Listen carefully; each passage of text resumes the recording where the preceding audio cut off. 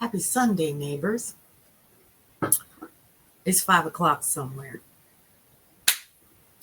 Let's get into some news and information that you can use for today. November 9th, 2025. Let's go ahead and begin. It's Sunday, the 40th day of the government shutdown. And while Washington keeps pointing fingers, families across America are feeling the pain in real time. From job losses and grounded flights to delayed food assistance, this week tells the story of struggle, resilience, and the power of people holding on when systems fail. So let's go ahead and break some of this down, shall we? The latest data from the Chicago Federal Reserve shows that the U.S. unemployment rate rose 4.4% in October. Now, that's the highest it's been in nearly 4 years, 22 months to be exact. Now, that might not sound like that's a big deal, but it's a warning sign. Job losses are showing up in government agencies, retail, and transportation, 3 sectors hit hardest by the shutdown. With thousands of federal workers furloughed or working without pay, still mind-boggling to me. Household budgets are tightening. We've seen it.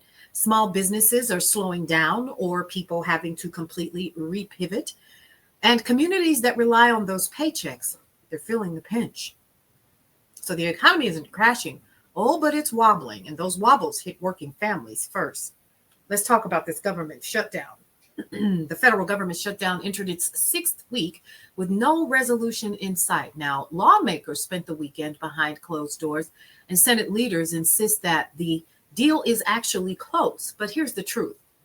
Until that happens, hundreds of thousands of Americans remain without pay, and basic services have been stalled. Airports are showing it too. The FAA has cut capacity at over 40 airports, leaving more than 1,000 flights canceled for a second straight day. With air traffic control short-staffed, the travel chaos is expected to worsen as we head into Thanksgiving. The shutdown isn't just about politics, folks. It's empty refrigerators, missed paychecks, and grounded planes, which means it's not just going to impact people that are traveling. It's impacting packages getting to where they need to go, from medical facilities to businesses and so forth. And let's talk about SNAP benefits, a temporary pause, but not a temporary cut. Here's what you really need to know about the SNAP food benefits that's dominated the headlines the past couple of days. So a federal judge told the USDA to release emergency funds so families could get their full November benefits during the shutdown. So the Trump administration appealed that decision and lost. Then they went to the Supreme Court, where Justice Ketanji Brown Jackson issued a temporary stay, pressing pause, not stop, on that lower court order. Now, this means SNAP benefits are delayed, not denied. And Justice Jackson handed the case back to the First Circuit Court, which can rule faster and more fairly. And she also directed that court to act with haste, signaling that she expects a decision soon. So Jackson didn't side with Trump. Let's be clear about that. She followed the process that gets answers faster. But for now, many families are still waiting and watching their grocery funds run thin.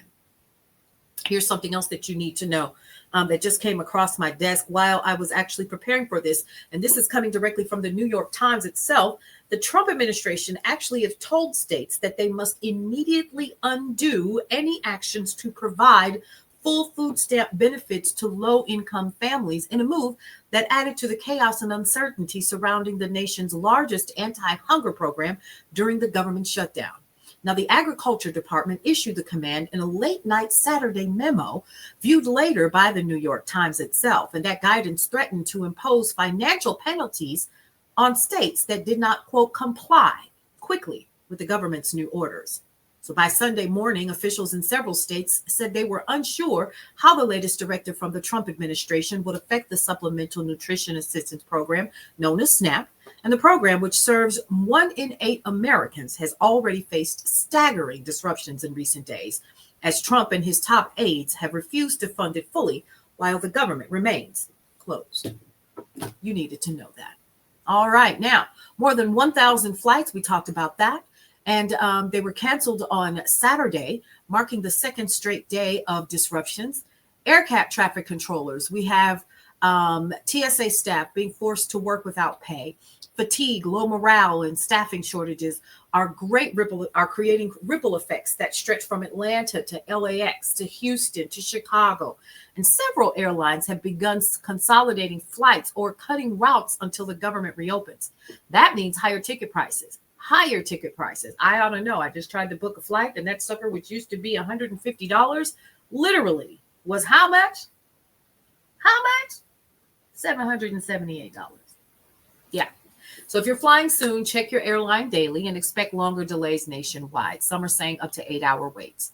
So between job losses, food insecurity, and travel chaos, the week that just passed made one thing clear. The government shutdown isn't a headline. It's a household problem that everybody is starting to see. And people locally, even where I live, are also experiencing cut hours because of this shutdown. So while Washington argues over who's to blame, the people are paying the price, and we're starting to see that. And yet communities continue to show up, right? Neighbors are helping neighbors. We have people giving out food at churches and other communities, opening food pantries and so forth. And states are stepping up to bridge the gap, because when leadership fails, the people in the neighborhood don't. For more news and information that you can use, head over to brownstoneworldwide.com, Cityscape Radio, and you guessed it, Brownstone Living magazine, which drops today. We'll see you around.